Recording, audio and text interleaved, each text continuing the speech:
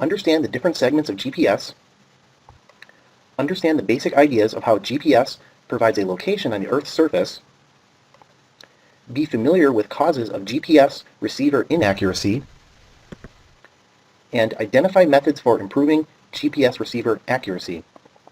Before we begin, let's go over a little background about GPS and coordinates. Longitude and latitude are angles measured relative to the plane of the prime meridian and to the plane of the equator. The angles are measured in degrees, expressed as degrees, minutes, seconds, or as what is known as decimal degrees. If you are already familiar with using a GPS device, you have probably already seen latitude and longitude in a decimal degree format. The surface expression of lines of longitude and latitude form a graticule of meridians and parallels, respectively. So, the components of the GPS need to know where they are relative to this geographic, or what is known as a spherical coordinate system.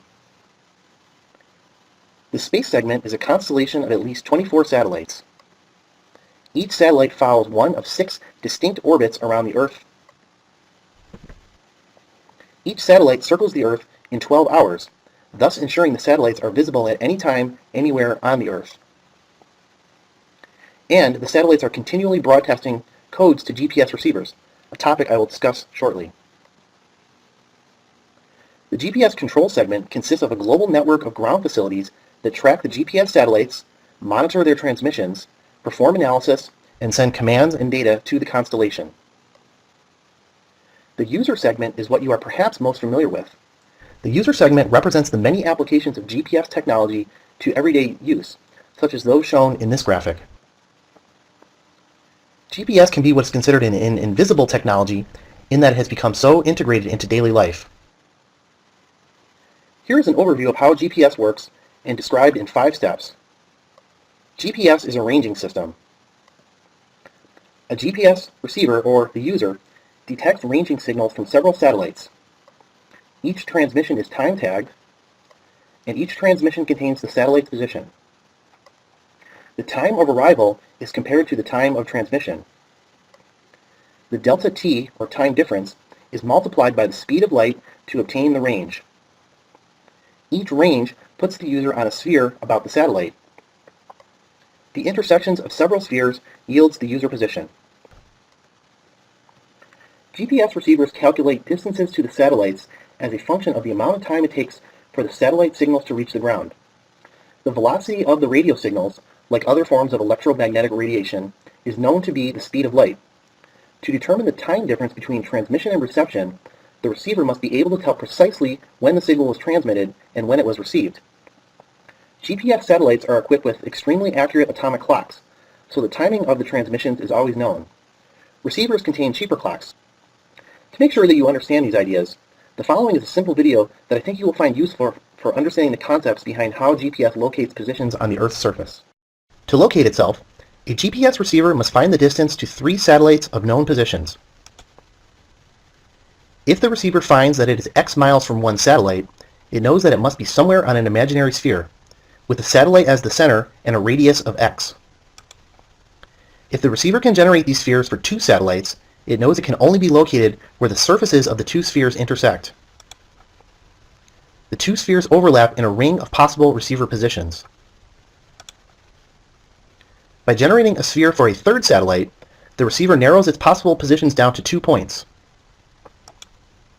The receiver dismisses the point located in space, leaving only one possible position.